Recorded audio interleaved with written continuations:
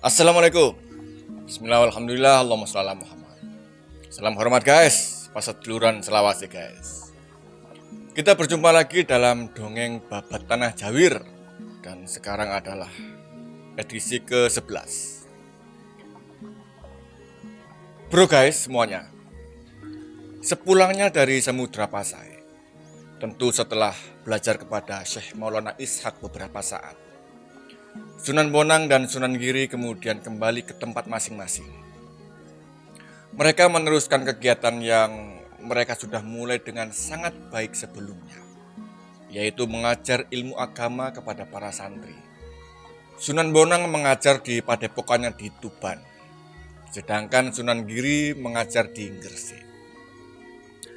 Sunan Giri, jadi kita ini masih membahas Sunan Giri. Untuk Sunan Bonang insya Allah nanti masih jauh ceritanya. Sunan Giri ini tidak hanya menjalankan tugas mengajar, tapi juga menjadi pemimpin untuk wilayah-wilayah kecil yang tersebar di sekitaran Gunung Petukangan.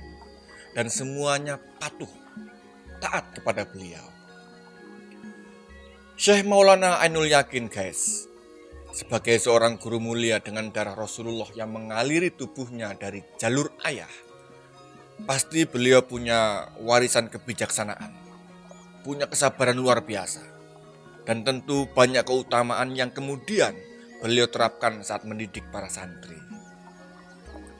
Sunan Giri sebagai seorang pemimpin dengan darah Sri Rajasa Negara atau Prabu Hayam Wuruk dari jalur ibu, beliau pasti punya sifat kepemimpinan yang moncer guys. Dari jalur ayah, Kanjeng Sunan Giri ini adalah anak dari Syekh Maulana Ishaq, yang beliau merupakan anak dari Syekh Jumadil Kubro, yang merupakan anak dari Syekh Jainul Kubro.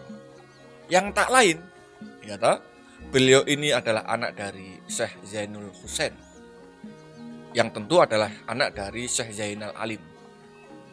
Syekh Zainal Alim anaknya Syekh Zainal Abidin. Yang tak lain adalah anaknya Sayyidina Husain. Ya ini anak langsung dari Ibu Fatimah, putri kandung Rasulullah SAW. Sedangkan dari jalur nyokap, Sunan Giri dilahirkan oleh Dewi Sekardadu, putri Prabu Menak Sembuyu, anak Breh Wirabumi. Atasnya lagi ada Prabu Hayam Wuruk, alias Maharaja Sri Rajasa Negara. Jadi bro guys, Sunan Giri memang punya banyak karomah dan keutamaan, seperti halnya para wali songo yang lain. Salah satunya adalah begini kisahnya. Pada suatu hari, anak beliau yang masih kecil itu rewel, ngambek gak seperti biasanya.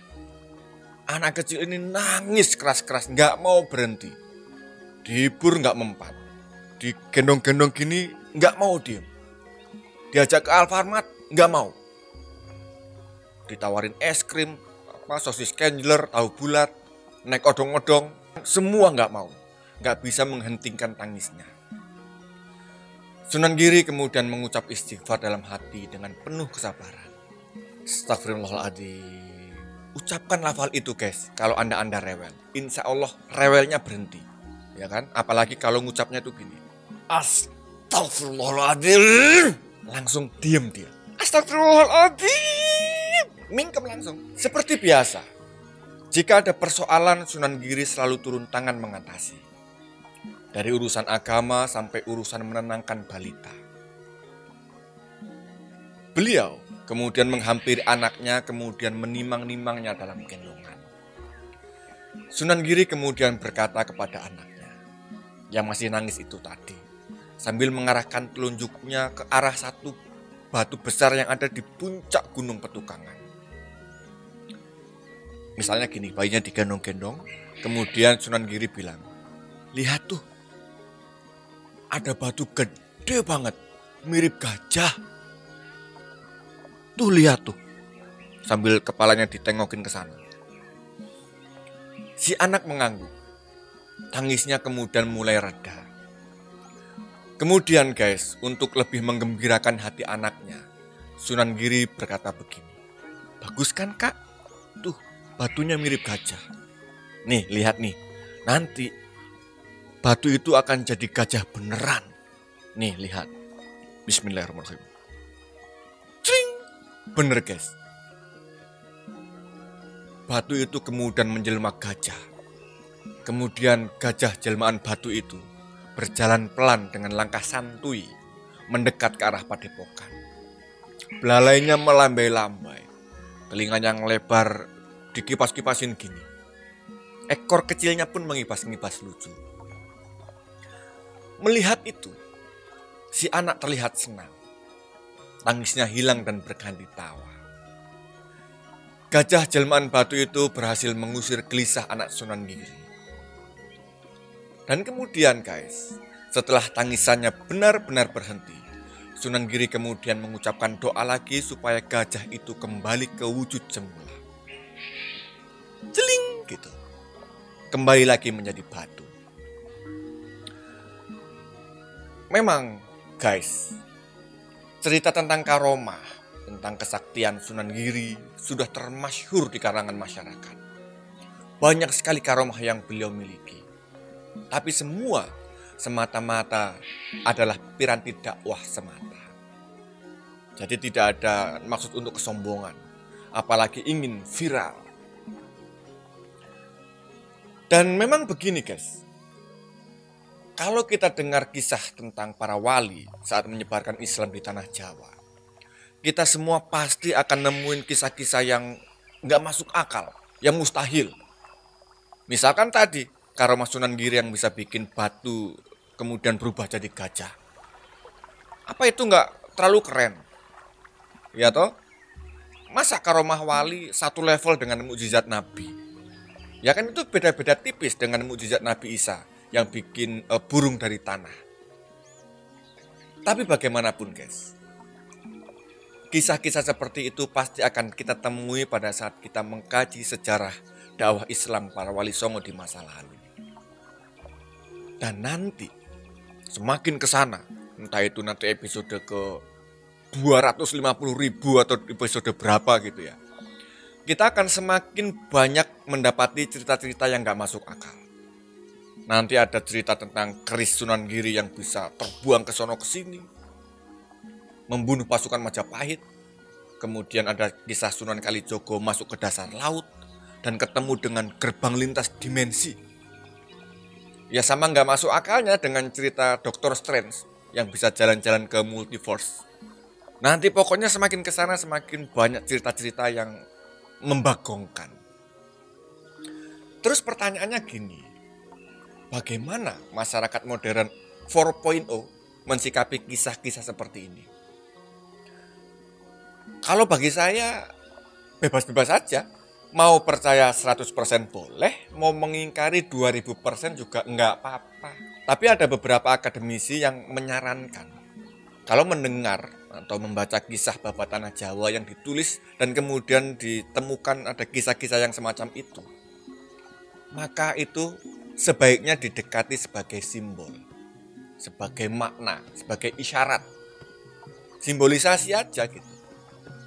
Misalkan cerita barusan, Sunan Giri bisa bikin gajah dari batu untuk menenangkan anaknya yang sedang nangis tadi. Itu adalah simbol bahwa Sunan Giri yang memang punya banyak sekali metode dan siasat untuk mengajar muridnya. Atau kisah ayah Sunan Giri, Syekh Maulana Ishak. Untuk cerita lengkapnya ada di pojokan sini. Diceritakan bahwa saat ditemukan oleh Patih Bajul Sengoro untuk dipanggil ke Istana Blambangan, kan ceritanya Syekh Maulana Ishak itu ditemukan sedang bertapa di dalam tanah. Lagi senderan di akar pohon beringin yang lapuk. Kalau imajinasi kita kemudian tergambar beliau sedang duduk semedi, ya kan, bersandar seperti diceritain itu, ya memang wajar, memang adegannya begitu. Tapi di balik itu ada pesan tersembunyi bahwa strategi dakwah Syekh Maulana Ishak adalah main alus guys, main di bawah tanah. Sama rakyat kecil dulu, sama orang-orang kampung, ke tingkat RT RW dulu, supaya posisinya tidak terdeteksi oleh pemerintah. Kemudian pohon beringin yang akarnya lapuk, yang jadi senderan Syekh Maulana Ishak, itu adalah lambang pemerintah pusat kerajaan Blambangan, yang waktu itu di bawah kekuasaan Majapahit. Yang kondisinya kerajaan Blambangan itu ya memang sedang lapuk, sedang dimakan rayap. Kenapa? Karena terjadi perang Paragreg sebelumnya, tahun 1404 sampai 1406. Ngemeng-ngemeng sedikit tentang perang Paragreg, guys. Ini sebenarnya konflik internal keluarga kerajaan Majapahit. Yang berantem itu ya anak-anaknya Hayam Wuruk, lagi rebutan kekuasaan. Sebenarnya ini urusan keluarga, yaitu antara Wikramawardhana, ya penguasa Majapahit sektor tengah gitu, versus Brehwirabumi yang mimpin Majapahit sektor timur. Wikramawardhana ini menantu Hayam Wuruk dari permaisuri, sedangkan Brehwirabumi ini anak kandung Hayam Wuruk dari Selir, dan dua-duanya rebutan pengen jadi penguasa. Pertinyi ini, menurut Sagbreker semua, siapa kira-kira yang paling berhak menggantikan ayahnya? Yang satu mantu, tapi dari permaisuri, guys. Yang satu lagi anak kandung, tapi dari Selir. Ya coba, yang tahu jawabannya silakan tulis kolom komen. Yang jelas, perang Paragreg ini akhirnya bikin Majapahit ambrak-ambrakan, bubar berantakan. Masyarakat jadi banyak kehilangan saudara, tempat tinggal hancur, kelaparan, pengangguran merebak luas, kemiskinan merajalela, pedagang kaki lima tergusur, teraniaya. Pengangguran merebak luas.